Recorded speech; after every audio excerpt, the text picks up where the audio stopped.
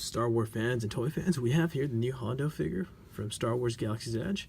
And it's actually a figure made by Hasbro. Fortunately, it isn't exclusive to Star Wars Galaxy's Edge, but I heard that there's actually going to be up on shopdisney.com, I think after July. So yeah, let's get this review going. Hasbro did such a good job making this head sculpt. It's so well done, capturing the likeness of Hondo for sure. You can see the little tiny details on his face with the wrinkles, his grooves in the glasses, the sign of the forehead, the head helmet. It's so good. Even the nice edges. I really got to give it hands on for Hasbro. Hopefully they keep doing this type of good sculpt work and just keep going. Now, so the rest of the body, you can see here, did a nice job on the belt. You can actually push the jacket here, or sorry, the coat, and you have more little details here, even the back. So it doesn't even just end there, it keeps going. As for this side of the coat, you know, it's just trying to tuck around to show off his holster and his gun blaster. As for the back, you can see here, nice groove on the back. The paint, it's really good. As for the boots, this is where it gets kind of plain, you know. I don't know if it's shading or just some of the areas have good lighting. Oh yeah, there's some shading here. Gives that little rust look. But overall, the rest of the character, such a good job. He only comes with one accessory, which is just his gun blaster. It's just for those wondering. Now as for articulation on the head, you actually can look this much down, look this much up. You can turn this all the way around with no problems. You can tilt this far left, tilt that far right. As for the glasses, you can move them, so they're stuck there for sure. As for the arm articulation, he actually has a lot of good range.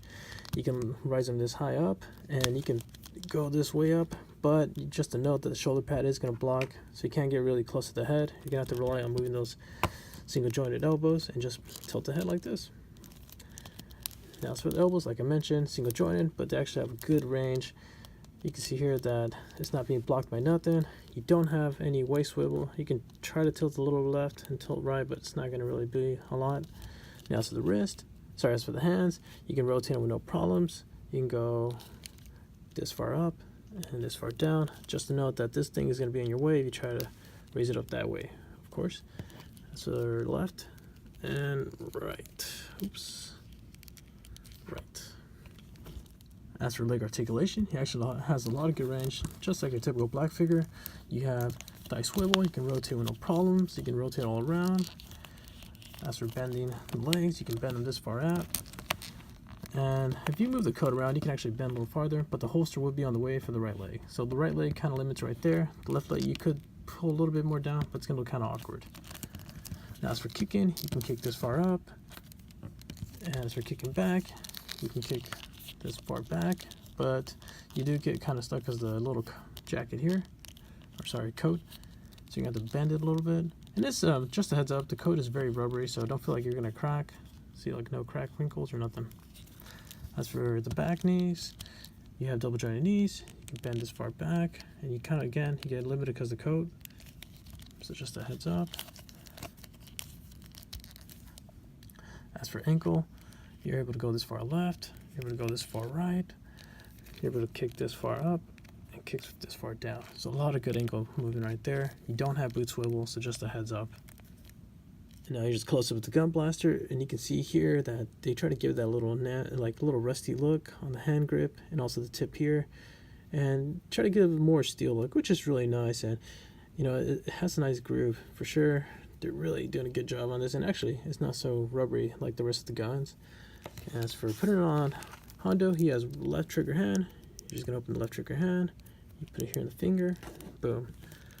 Scales well, looks nice, ready to rock. Hondo only includes two hands, which is the left open object hand and the right trigger hand. As for scale comparison, here's a Black Series Ray next to Hondo. Another comparison is a Figure Stormtrooper next to Hondo. Another scale comparison is the Marble Legends Scarlet Spider next to Hondo. Another scale comparison is the Brainguard Sora next to Hondo. So overall, Hasbro is just kicking ass right now with this Hondo figure. This just shows how much they can go in detail with, you know, just the face sculpt itself and just the character's design. I mean, I honestly am surprised how much effort they put on it, even with the lack of accessory, just one gun. They still didn't manage. They managed to do a good job just capturing his likeness and just great articulation. Unfortunately, you do need to pick up the 4-pack Star Wars Galaxy Edge Resistance set, but you know, maybe Hasbro might release this in the future as a single pack, but who knows? We just gotta wait and see. So yeah, guys, if you have any questions or comments, please feel free to comment below, and I'll do my best to respond back. And as always, take care, and may the Force be with you. Dun, dun, dun, dun.